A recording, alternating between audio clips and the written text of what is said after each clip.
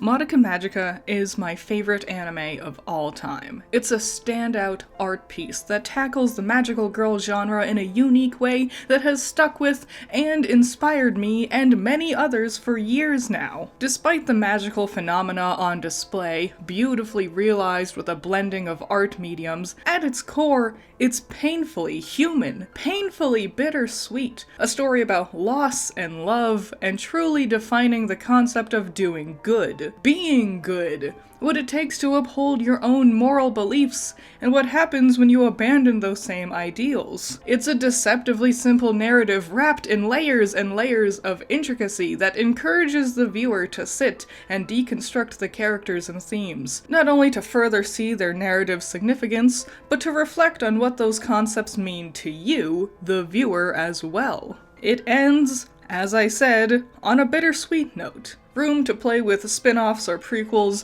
but the story of Homura and Madoka ends on a message of hope and perseverance. And then, it got a sequel movie, and it was weird. It's so weird. Oh my god, this movie's so weird and confusing at times, and what the heck is even freaking happening?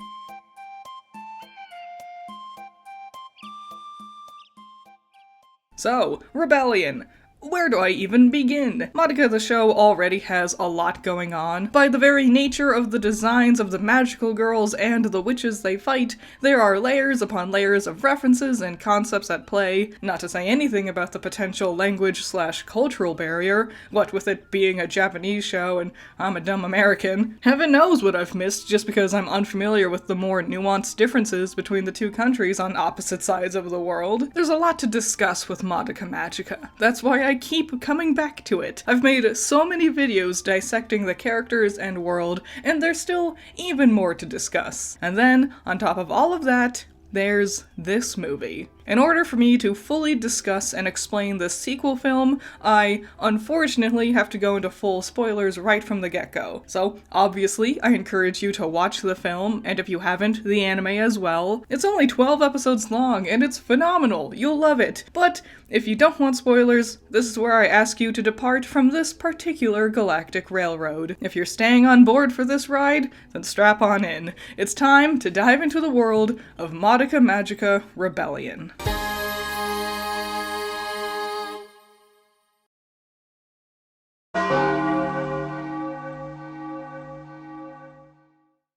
So, the movie starts in what I think is one of the most confusing sequences. A shooting star seemingly transforms the night into something akin to a labyrinth. That doesn't make sense. There are no witches anymore, right? So how can there be a witch's labyrinth? This thing appears. Is that a witch? I thought witches were gone and the girls fought wraiths now. What's that about? Is that Madoka? As a normal magical girl? That shouldn't be happening. Is this the whole of the Holy Quintet all together fighting? What is happening? And I hear you now. Critter, I thought you said you'd be spoiling what happens in this movie. Why aren't you explaining this? Well, I'll get into it. Let me just help set things up for a second, okay? Because, honestly, the intention of this opening is to confuse the audience. Hot off the heels of the end of the show proper, this sequence of events was incredibly confusing to people following along with the story. It's clear as day. Something is not right. The mystery of trying to figure out why these things that shouldn't be happening are happening is a big chunk of the meat of this film. Your confusion is supposed to be Homura's confusion, too. It's important to remember, this movie's story is only told through her perspective, so a lot of this is meant to help us get into Homura's headspace. What I just said might feel confusing, though, because Homura isn't here. After the girls chase the thing into a little room to feed it, which is a whole other confusing thing we'll tackle in a bit, it seemingly cuts back to the start of the anime. Homura is nowhere to be found, she wasn't chasing that thing, she didn't feed it, and we've jumped over to Madoka's perspective. But we haven't! It's a lie! But yeah, the weirdness doesn't end. The scene after of Madoka waking up her mom plays out nearly one-to-one from the first episode of the anime. There's just odd differences here or there though. The garden's bigger, her mom's clothes are a different color, Kyubey is here. Screw that guy. But yeah, it's like a weird Twilight Zone version at the start of the story. Like, everything is just kinda off. think Miss Saotome's in the dumps too. She talks about the end of the world in class all the time. This is the beginning of the end times, kiddos. Put a pin in that. Remember this, it'll be important. Look at this imagery we transition to once the opening theme kicks in. A hand magically sculpting the world around her? Alright, I think with this faux opening sequence, it's time I finally spill the beans. If you were still watching this without knowing the spoilers, and seeing these events have changed your mind, jump off the train now. This is Homura's Labyrinth. Homura's the witch here. During the climax of the movie, Kyubey explains that Homura is a half-born witch in this state. Her soul gem is corrupted, but what's supposed to happen is Madoka, aka the Law of Cycles, comes to the magical girl and ends their suffering without sacrificing their wish. Basically, they get to go to heaven, maybe even get reincarnated or something, but that's a theory for a different day. This is being presented to us like a run-of-the-mill anime opening, but in actuality, it's Homura's transformation into her half-witch. The first time we finally see Homura on screen is this shot where she's closed off and alone. A lot of these images show her separate or distant from the others. She tumbles into gears. Her shadow reveals her true nature. She is an odd, kneeling extra in the middle of their cutesy little dance the others do. Stay put, baby! Help is coming, not from me! I'm engaged in whimsy! Homura in this beginning is essentially just an observer of her own thoughts, her own world. That's why there is a hand creating the landscape. It's Homura's mind building the world of her witch's labyrinth. That's why she wasn't participating in the first fight with the witch-like thing. This is why everyone's slightly off in Madoka's house. She's still internally making it all in this moment. This is just Homura's imagination in essence. She's dreaming up the perfect world she wishes could be reality. The one where they're all friends in school, they stop the monsters by doing a cute feeding minigame rather than battling to the death, and most importantly, a world where Madoka is still alive and with her. What's this? It's an art project. Okay, I like it. Picasso. This is the paradise that will rot away into her own personalized purgatory as her soul gem further corrupts. We literally see the half-witch entombment at the end of this opening. The desert setting is the last place we saw Homura at the end credit scene of the anime. That hot air balloon looking structure is her trapped soul gem. Homura's mind is broken. Everything we just saw was literally just her imagination. Now she's actually diving into that world she's envisioned. Shout out to Homura replacing Hitomi with Kyoko. I can't blame her. Hitomi sucks, not gonna lie. Homura physically arrives on the scene. I find it fascinating she's dreamed up her perfect world to have her as glasses Homura, but without the shy awkwardness. Perhaps this is the version of herself she prefers, or perhaps this is the version she wished she could have stayed as. Maybe a bit of both. Or maybe this is the version she thinks Madoka would like best. She's so strong. If she works with us, she'll boost our strength 100-fold. Having your friend in your own dream boost your own ego. Okay, Homura, sure. Can you believe it's already been a month since you showed up here? Well, that was fast. Actually, it's funny it's been a month. Valpurgis Nacht is supposed to show up 32 days after Homura's time loop happens, so it seems like Homura's dream is skipping to the part where she and Madoka were already close friends, and trying to get past the 32-day limit Homura had been stuck in for so long. It feels like I've known you forever, though. When you don't know the spoiler about Homura being the witch, the mystery is plenty fun to speculate on. But once you do know what's happened, it feels so obvious in hindsight. There's these little lines like this all over the film too. It's high time to see the girls fighting another monster thing. They're not called wraiths or witches here, they're nightmares. They all seem to have the same design, this sort of stuffed animal thing, but they do come in various different colors at least. Hitomi actually becomes the next nightmare. She's upset that Kyosuke is always too busy to hang out with her, even though they're dating. That's what I love about you. Right. If I had my way, it would all just... Put a pin in that. That one is also important. Put a pin in it. So, Bebe's here. Let's ignore the in-universe reasons for Bebe's inclusion for a second. Real talk, Bebe, otherwise known as Nagisa, are really just included because Charlotte is really popular. Charlotte is hands down the most well-known witch from the whole show. The big needle drop moment of Mommy's death was huge and incredibly memorable, iconic, and important for setting up the bigger narrative of the show. So it's not surprising the creative team wanted to figure out a way to somehow further include that iconic character, but you can kinda tell it was always sort of a weird addition. Bebe here acts more like a cutesy mascot, aside from Kyubei, who seems to be exclusively Madoka's mascot. The others don't really talk to him much. Bebe also transforms into Charlotte, and it's just weird. We see Sayaka has control over her own witch form, but that acts more like a summon, a JoJo stand, a familiar. She doesn't really physically change, unlike Nagisa. If you've seen my recent video discussing the new girls from etc., Mabayu's story does give us a good explanation as to why Madoka decided to single out Nagisa to be in attendant alongside Sayaka. But when this movie came out, Bebe's inclusion felt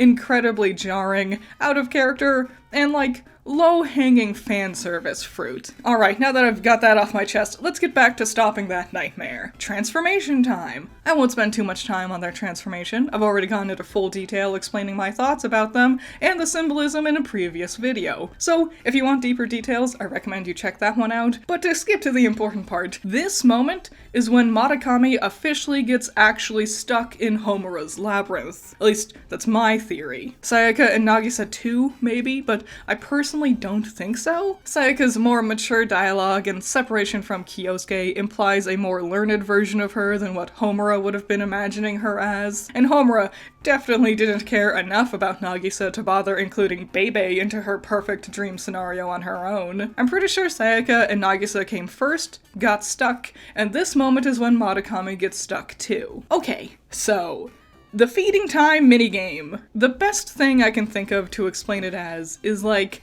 a playground chant. This will be a weird tone shift. So, you know that scene from Jimmy Neutron Boy Genius? And my name is Nissa. I'm a good kisser. See, my name is Cindy. Chicago is windy. I don't know if kids still do rhyming games like this, but this is the closest thing I can compare the feeding minigame to. The point is, one of them describes the cake like one of the other girls with a word, basically throwing the rhyme to them. For example, Sayaka starts the game and says the cake can't be her because the cake is red, like Kyoko's hair, and passes the rhyme off to Kyoko. Her response is to come up with another food item that is also described as being red. She goes with an apple, then she passes the rhyme off to the next one. Presumably, this would go on until someone can't come up with a food item that fits the passed on description, or until everyone's had a successful turn doing the game. Kinda like an improv game. You know, is this a game in Japan? Like, is this based on an existing game they have? I don't know. It'd be cool if it is. Anyways, something important happens here. It's tumbling, you see. Could the cake be Homura? No! This is important. Put a pin in it. I swear these pins will be important later. You'll notice just how safe this all is. They've barely needed to actually fight, and didn't even use their weapons as weapons. Despite wielding a bow, sword, guns, and spear, they only use them to trap the nightmare. Then all it takes is some food and a cute little song to stop the monster. And once the nightmare is done, it automatically purifies their soul gems too. There is no danger.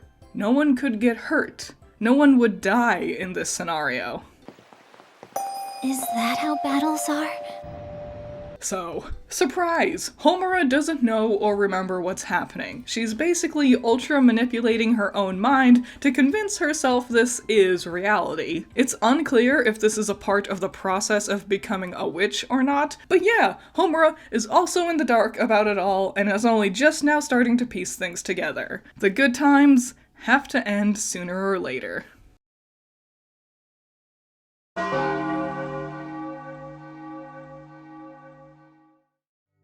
The cinematography in this film is immaculate. I could honestly discuss the use of framing, lighting, camera angles, shadows, all of it for hours. Simple things like faces getting cut off or obscured by the scaffolding, or the frame of the film itself, like how we saw with Madoka during the cake song. The way with the angle we're looking at the sky, the Zeppelin overhead almost looks like it's going to crash into the ground below. Close-ups of things that don't show us what it is we're even meant to be looking at until after a few more shots at the smaller details. It's anxiety-inducing. It's uncomfortable. Oftentimes these shots are designed to cut Homura off from the others. Sometimes it's really overt, like with the opening sequence from the start of the film, but then there's these little things. She's just a little too far away. She's not moving nearly as much as the others and is boxed into her own little mini frame within the frame. We see bright, saturated backgrounds with darkened, shadowed foregrounds. It feels backwards.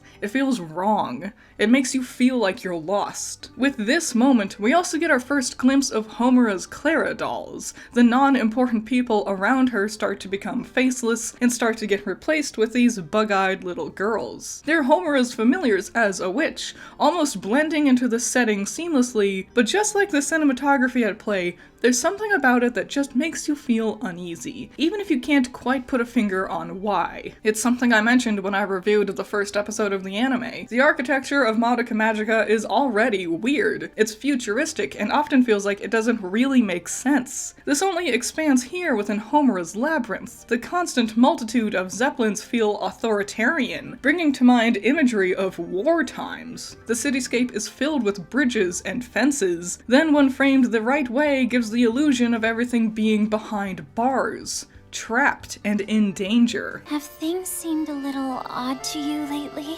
Huh? Fascinating that Homura chooses to ask Kyoko about all this. Out of all the other girls, Kyoko is definitely the one Homura has the least amount of time with across most of her different time loops. Now, I could chalk it up to the fact that the writers might have noticed this and just wanted to play with the duo hanging out more, which is fine, but thinking about it narratively, I can make some assumptions here. Homura doesn't really like Sayaka much, probably is jealous of her in many ways. Mommy doesn't really speak her mind and tries too hard. Homura doesn't want to worry or upset Madoka, so all that's really left is Kyoko. She's smart, speaks her mind, and is admittedly the biggest change in her friend group compared to the usual. Bouncing back to the cinematography, there's multiple shots that make it feel like Homura is isolated. Like here, with how the background's panned behind them and the large expanse of water, it almost feels like Homura is on a giant island here. On a related note, this is the part of the story where the environment starts to get really weird. You might not even register their weirdness because you'd be focusing on the girls, but take a look around them. Why are those other chairs and tables on stilts? Why is this establishment inside a dome with trees? Is this an establishment? Doesn't look like any coffee shop I've ever seen. I'll have a Neapolitan cappuccino, more cappa than chino. Make sure it's got no more than 4 ounces of milk. The beans won't have the right texture. Homura has a good idea here to try to travel outside the city, asking Kyoko to accompany her back to the place she lived before. A place Homura never managed to visit, it seems. Admittedly, Homura does kind of come to this conclusion rather quickly, but Homura is a very smart person. Not you. You're on the level. Tangent, I feel like so many ghost songs are perfect matches to Madoka Magica, Witch Image from Prequel especially.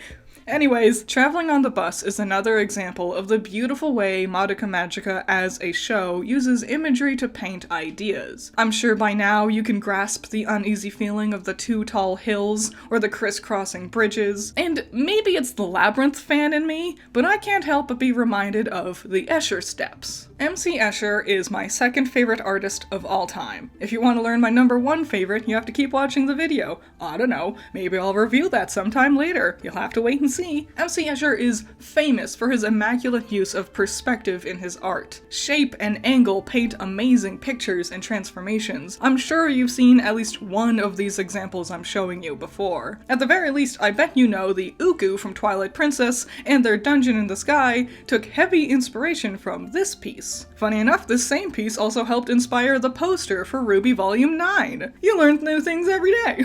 But The Escher Steps, aka relativity. A circling maze of stairways that lead nowhere, circling into dead ends and twists and turns that defy physics. This is a perfect way of describing the situation Homura and Kyoko find themselves driving into. The girls discover they can't escape. The bus leads nowhere but back to their starting point. The unexplainable visuals have grown to the point where the audience is clear about what's happening. Simultaneously, Homura can deny it no longer. She is not in the real world. This is not reality. Something is wrong. Am I the only one who remembers? This is a labyrinth. Glasses, Homura, no more! She remembers everything from before. That includes witches. And if she remembers witches, that also means she remembers what Bebe did. If Bebe was a witch, and she's stuck in a witch's labyrinth, then it's no wonder Homura comes to this conclusion. What do you want with us? I remember now, and I wish I could erase the memory of all the hearts I broke. And now, it's time for the most famous part of this movie.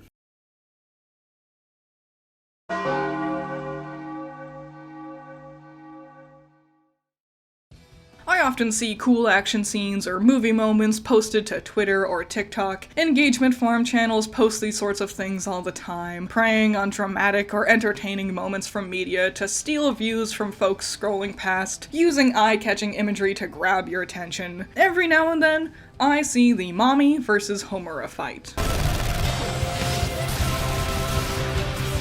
Oh my god, he on X Games mode. It's not surprising, really. It is very cool. Two cool magical girls using different guns to try and kill each other? It's shocking. It's gripping. The phenomenal combat choreography is also immaculate. Something that annoys me with Magia Records' anime adaptation is how they botched the action scenes. Magia Records is a spin-off, and I can't stand the decision they've made with the visuals there. Talking scenes or low action moments will be basically still images. Even when a character is implying motion, there'll just be this odd frozen frame where only their mouth moves. It's a technique to save the budget so they can go really above and beyond with the shots that are, well, above and beyond. But the differences in the quality makes it jarring. It takes me out of the episode when suddenly there's 17 layers of highlights and shadings. When suddenly the perspective spins and twirls around so much, it becomes near sickening. Not to mention, nearly impossible to actually follow. I'd rather things stay a consistent quality than have over-animated parts that sure are shiny, but they're not nearly as entertaining, cohesive, or thrilling as something like this. This action sequence is a highlight. It's well animated, it's expressive, and a lot is going on. But it's still easy to follow, so it's naturally more gripping, more nail-biting, and more enjoyable because I can actually see everything clearly. Homura and Mommy's back and forth with their ribbons and time-stopping is already hard to grasp. Their magical powers add an extra element to the encounter, on top of watching Magical Girl John Wick 1 and 2 trying to blow each other's heads off. That concept alone is exciting enough to make this moment shine. Shout out to their bullets looking different. That's a nice touch. Also shout out to the fact Mommy's bullets are really intricately designed. A nice subtle detail to imply they're magical, where Homura's are from an actually real gun. The girls do an impressive job expertly dodging each other's bullets, even after the time freeze. They seem too evenly matched. But then, it's time to address those pins from before.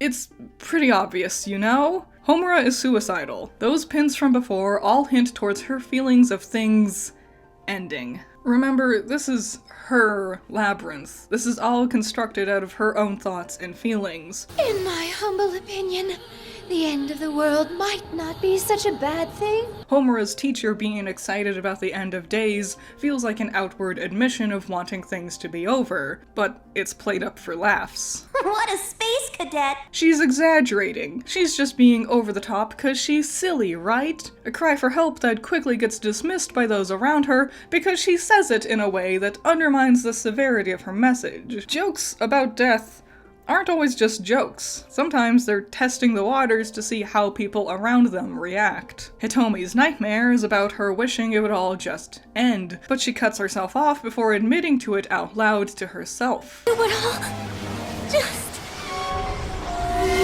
Being distraught and upset, but being too afraid to admit how you feel, even though you might know that's what you're thinking, actually saying it out loud, even privately, can be hard. Because it's hard admitting that there's a serious problem. Then, the cake song. Mommy specifically describes Homura as tumbling. What an odd choice. What does that mean? The other girls' descriptions were really surface level. Kyoko is red. Mommy is loved by Bebe. Madoka is sweet. Homura is tumbling, falling, unsteady. And I know what you might be thinking. If Homura is suicidal, why didn't she just let Mommy win? Because suicidal doesn't always mean ready to commit. Suicidal people still have that screaming human nature inside of them of their survival instincts. It's a spectrum. It's an internal fight with your pain. No wonder Homura has turned these nightmares into these sanitary, safe little rhyming games. She's tired of fighting physically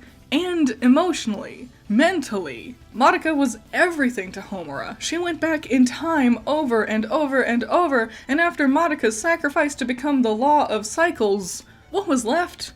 Is it any surprise Homura's soul gem became corrupted? Honestly, the whole movie is a visual encapsulation of a person's fight with depression and suicidal thoughts. Just, you know, with magical girls and stuff too. So, after that, I'm sorry I didn't say anything till now. What the fuck? Sayaka and Nagisa can't sit back any longer. The holy duo were waiting to see what was going on. You remember? Of course I do. That's why I'm here. This labyrinth wasn't designed to lure people in. The witch who made it wants to maintain the status quo in here. Sayaka and Nagisa already know that this is Homura's labyrinth. They know she's become a witch, and this conversation really is Sayaka trying to help Homura figure it out on her own. Presumably the truth bomb being dropped on Homura of her true nature here would probably be too upsetting. In fact, Homura probably wouldn't even believe Sayaka. Is this really so bad? Is the person who wished for a life like that so evil that she deserves to die? And also, this is Sayaka trying to reach out to Homura. Sayaka doesn't want Homura to kill herself. If Homura's on a warpath to kill this witch, that means she's truly going after herself, even if she doesn't realize it yet. I'm the same old Sayaka you've always known. Transfer student. Remember how I said this was a mystery? Giving credit where credit is due, if you don't know what's happening in this film, it's legitimately hard to piece it together. Before this movie, we didn't know Sayaka and Bebe had been promoted to essentially archangels, restored and returned to their former selves from when Madoka rewrote the laws of the universe. So seeing the two wield witch powers made it hard to trust them here. Mommy fighting Homura also made it a mystery, not to mention Kyoko from the beginning. Her addition is the most out of the ordinary. It was easy to become suspicious of all of them, except for the two most important ones. And then, when she needs her the most, Homura! Yes! Yes! It hurts me to see you suffering so much when all I want to do is help. finally, a person reaches out to Homura. Not just anyone, Homura's own personal beloved deity and best friend. Homura's breakdown reveals the extent of her loneliness and pain. I think the most heartbreaking line is, I've started to think all my memories of you were just things I made up. like, despite the brave face we see at the end of the anime, it really was hard for her. Of course it was. But now, they're here. Together. Yeah, this might be a witch's labyrinth, but like Sayaka said, is that really so bad? What's wrong with things staying this way? With Homura getting to stay with Madoka forever like this? Leaving us behind would hurt you that much. But then, it all starts to dawn on her. Who else could create this perfect world? This dreamland where Homura gets to be with her best friend again. Her best friend who should be a god by now. It's obvious. Who else's labyrinth could this have been? When did I become a witch?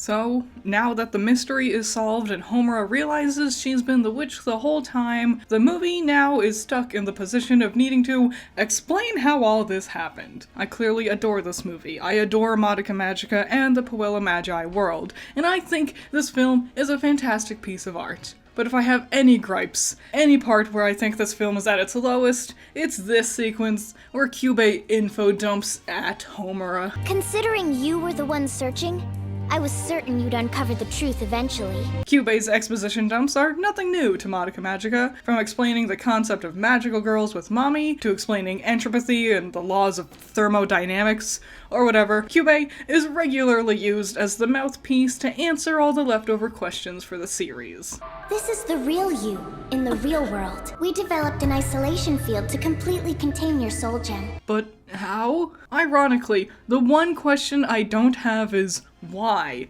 Homura explained the concept of witches to Kyubey at the end of last episode of the anime, and this is Kyubey experimenting with trying to replicate that concept, because he thinks it would generate more energy. So I'm not surprised he somehow built this thing to contain her unhatched soul gem / grief seed, but I don't understand how. What is this built out of? When did Kyubey build it? It also doesn't help that the visuals of the world outside of the false Mitakihara are not easy to wrap your mind around. The floating blue hills around Homura's odd stone slab bed are hard to get a grasp of. Very Narnia, now that I think about it. The weird things floating around her don't make much sense either, and the shape of the structure holding her is out in the middle of an empty desert?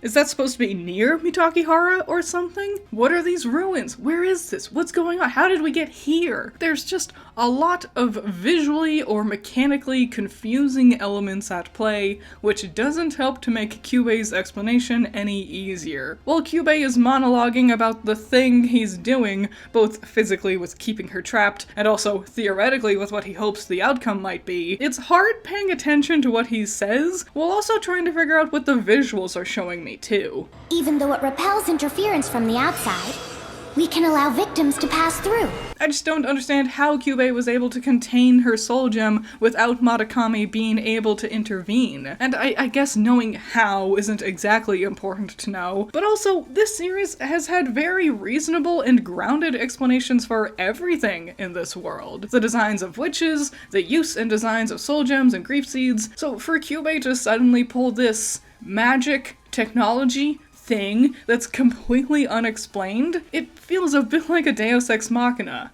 Perhaps also literally, in a way, if you think about it.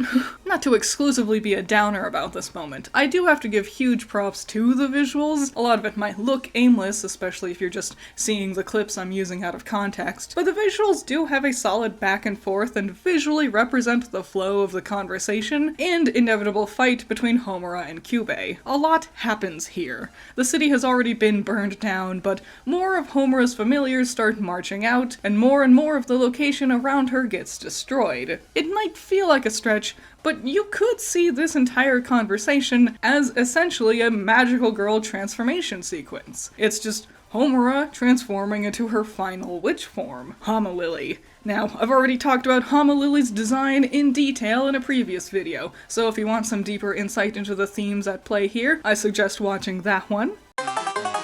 We interrupt your regularly scheduled Madoka movie because I want to babble about something I noticed when I was rewatching the movie for like the 4th time writing this review. So like, there's an awful lot of moons in this film, eh? I figured it was just because there's a lot of general witch iconography all throughout the series. A witch on a broom flying across the moon is also pretty common, so I figured that's what all the moon stuff was about. But then this latest time, I realized that the moon changes color in all these moments, finalizing with this moment where Homura's eyes become red moons. So I tried looking into it because surely the moon colors would have some sort of meaning behind it, right? So I did a bit of research, but struggled to find anything very concrete. One website I found, Sage Goddess, had the most info to work with. A silver moon is associated with purity, but also the divine feminine. I know that means something different, but I did find it funny that it also sounds like it's describing Madoka. Blue moons symbolize healing and the subconscious mind, fitting for Sayaka's powers and her role of trying to help ease Homura into solving the mystery of her becoming the witch. Yellow moons symbolize illumination, like discovering something, fitting with the scene where Homura realizes she's in a labyrinth. Of all the moon colors, yellow was the hardest one to find much information about though. And red moons mean transformation, passion, and power. Come on, do I even need to explain that one? It's a perfect match. I didn't want to just use that one website as gospel, so I tried looking into other places, but struggled to find any definitive answers. If you know any other symbolism or spiritual reasons behind the meanings of the moon colors, please share them in the comments below. I would love to learn more. Oh, I wanted to say something. In my recent vid theorizing about the Valpurgisnacht trailers, I called this little guy a newt. Apparently it's actually a salamander, and apparently those are two different things? I didn't know that. You learn something new every day. The witch transformation sequence is beautiful. It's more of an art piece than anything else. Two dueling monologues happen on top of the ever-changing and transforming visuals. Does it do a good job explaining what's happening?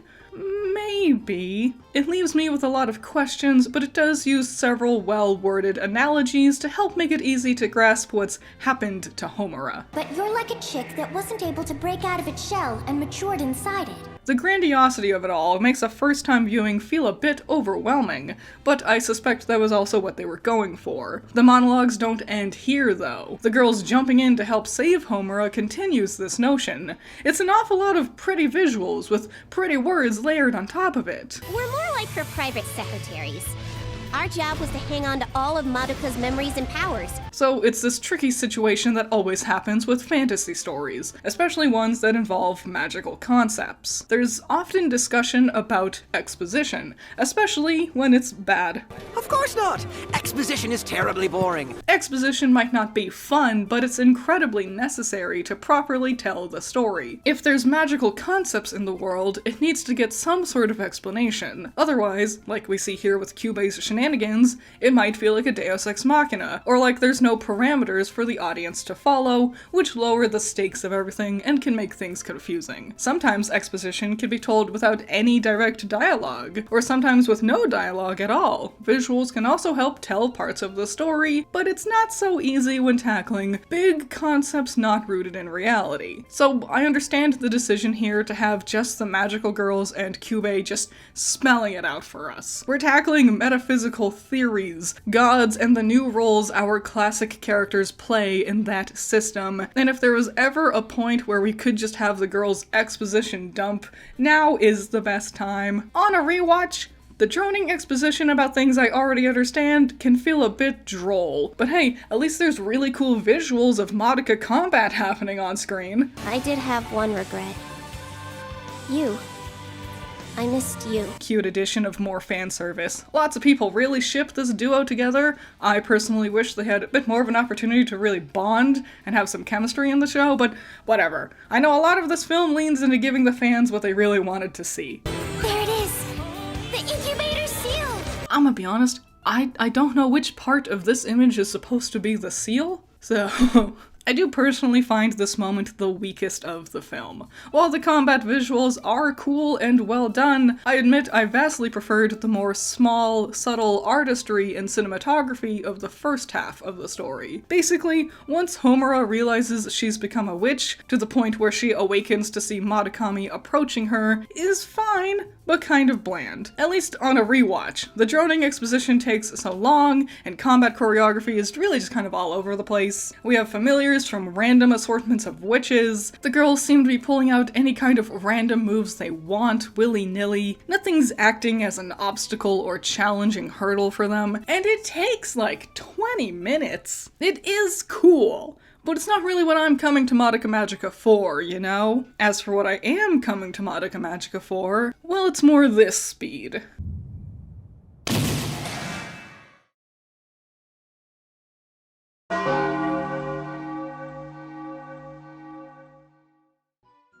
There was so much gravity around this moment, huh? The orchestral background music felt hopeful and gentle. Madokami's procession is bright and immaculate, truly selling the godlike quality of her presence. Everyone's all cheery and happy. We did it! We saved the day! Just for that rug pull, huh? I'm the bad guy. Duh. Homura had a conversation with Madoka earlier where she really just convinces herself that Madoka isn't happy as the law of cycles. I should have stopped you no matter what I had to do. I shouldn't have let it happen. Even right before clearing out her labyrinth, Homura says this. I'd commit the worst sins for one more chance, as long as I could have you back. This betrayal should have been obvious for me and all the girls in the moment, but truly, despite all those building blocks setting up this moment, it still felt like such a gut punch. It completely caught me off guard. I couldn't believe it. It felt so wrong. My first reaction was to think this felt out of character, especially once Homura fully descends into her devil form. It's only natural for me to upset the laws of a god. It felt like such a leap for Homura to make, but then the more I thought about it, the more sense it actually does make. Like, of course Homura did this. Of course she's stolen a piece of Madokami's power and made herself Madokami's equal and opposite. Of course this has happened. Why did Madoka leave her behind? Madoka makes her final wish and ascends into god status and chooses to recruit Sayaka and Nagisa to be her secretaries, but leaves Homura behind? After knowing and seeing everything Homura went through to save Madoka, going back over and over again just because Homura couldn't stand the thought of living without Madoka, and Madoka wipes herself from Homura's existence, left her the painful memories of what she's been through, and dumped into a reality where it was all for nothing? I imagine Madoka's intention was to let Homura live her life to the fullest, but Madoka, clearly Homura doesn't want to live without you! The sad, lonely kid with no friends, never speaks about her family, might not even have a family. You left her behind? Your most faithful follower. She worshipped you before you even became a god, and you repay the favor by abandoning her? Of course the desperation, frustration, and obsession would consume Homura. Obviously, this was inevitable. The betrayal isn't Homura ripping her body out of the sky. The betrayal happened when Madoka left Homura in her own personal hell without her. The thing with Madoka, the girl, is that she made her ultimate wish because she cares about everybody. She cares so much about every single magical girl and wanted to save all of them throughout all of time. Her wish was purely selfless, and the best wish someone could have made in order to stop the cycle of becoming witches. But here's the thing. Homura doesn't care. She doesn't care about other magical girls. She might have fond memories of some of the others in the Holy Quintet, but she only loves Madoka. She only cares about Madoka. Homura would have completely been happy stuck in a terrible world so long as Madoka was there with her. So long as Madoka was happy and by her side. You ripped me apart! I know I've gassed up the visuals a ton already, but I am in love with the literal shattering of reality here. Sounds like it's such a simple visual, but it's executed so effectively. And as for my soul gem, a curse isn't what's tainting it. Love. Love. Homura makes it clear, it's not obsession, it's not despair, it's stronger than pain, it's love. It's unrequited love. The love Homura feels for Madoka is not the same as the love Madoka might feel for her. Homura loves Madoka beyond the personal level. It's almost beautiful. In another story, this could have been inspiring. But this is the dark side of love. The love that clouds your emotions, the love that makes you disregard other people's wishes. Homura has convinced herself that this is the best course of action. She truly does not want to hurt Madoka, she just wants to be with her again. And thinks Madoka regrets becoming a god. Truly, the ultimate form of Homura Akemi. I'm very curious if Valpurga's Nacht Rising will tackle any regrets she might have from this moment. What happens if she starts to think this wasn't the best for Madoka? What happens if Madoka becomes a magical girl again? Who will save her from her fate now? Most importantly, could Madoka even forgive Homura for doing this? I'm an existence called evil now. Homura might not care about other magical girls, but Madoka does. How forgiving will she really be? If Homura is so eager to make herself the villain, to start pulling the strings, so proudly announcing herself as a demon, would it change how Madokami feels about her? I can't see how it couldn't. If you're always attacking me, Madoka might end up hating you.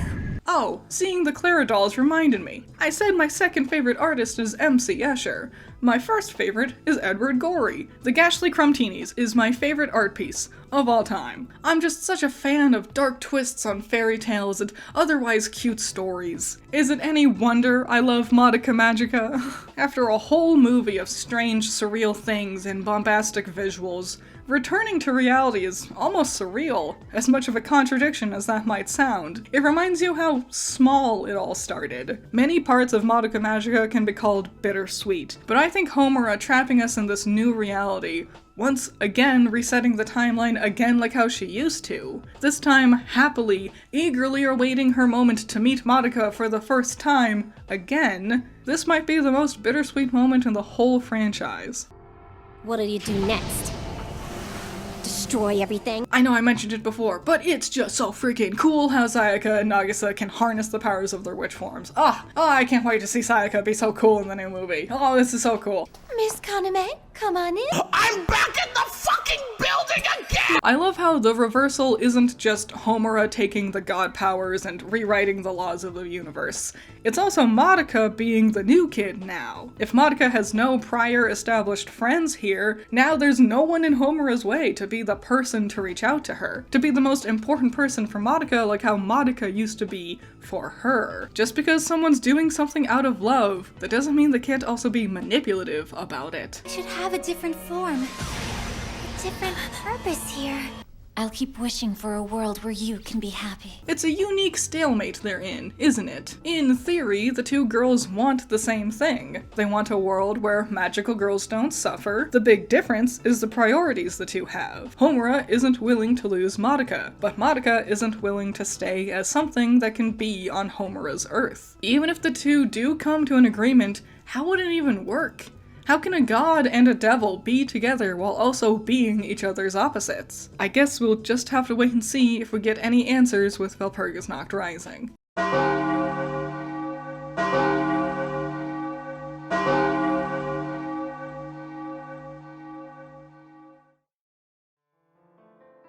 Madoka Magica is my favorite anime of all time. It's a standout art piece that tackles the magical girl genre in a unique way that has stuck with and inspires me and many others for years now, and Rebellion only further gives us that same level of art, magic, and painfully human struggles that resonates with the viewer in a bittersweet way. A story about love, and the hurt love entails. How you hurt out of love, both yourself and those around you. A complex narrative that tackles big, impossible concepts, like rewriting the laws of the universe, about the impossibility of magic, and stealing it from God herself. But it's easy to get lost in those large, philosophical, metaphorical elements of the narrative. Inside that grandiosity, it's still a story about a sad, lonely girl. A girl struggling, emotionally, and mentally. No matter how weird it all might seem, there's still that human struggle at the core of it. And it's the complexity of that struggle that carries this film